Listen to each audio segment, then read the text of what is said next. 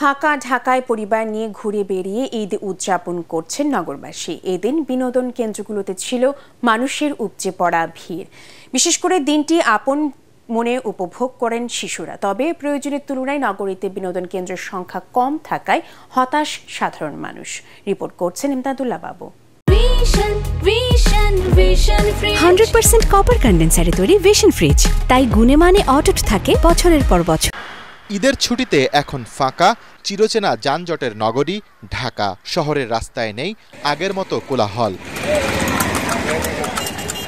এমন ফাঁকা ঢাকায় নগরবাসীর স্রোত ছিল বিনোদন কেন্দ্রগুলোর দিকে।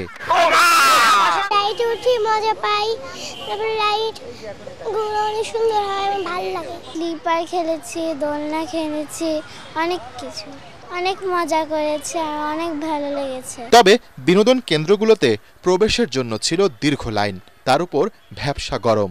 কিন্তু এসব কিছুই বাধা হতে পারেনি নগরবাসীর ঈদ আনন্দে।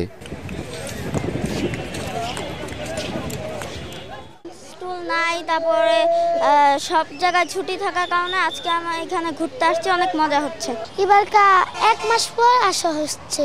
বিনোদন কেন্দ্রের অপ্রতুলতা রয়েছে ইট পাথরের এই নগরীতে, যা বাড়াতে নগর কর্তৃপক্ষের দৃষ্টি আকর্ষণ করেন সাধারণ মানুষ। 13 বছর আগে এখানে এসেছিলাম, ভিতরের যা ছিল তাই আছে, আরো আপডেট করা যায়। বাচ্চারা তো এখন মোবাইলে এডিক্টেড হয়ে গেছে, এই জন্য আর কি বাচ্চাদের নিয়ে একটু ঘোরাঘুরি। ঈদের ছুটিতে চিড়িয়াখানাতেও ছিল দর্শনার্থীদের ভিড়। পরিবার নিয়ে বাঘ, ভাল্লুক, হরিণ আর নানা প্রাণী দেখে দিনটি পার করেন নগরবাসী। ইমদাদুল্লাহ বাবু, ATN বাংলা, ঢাকা।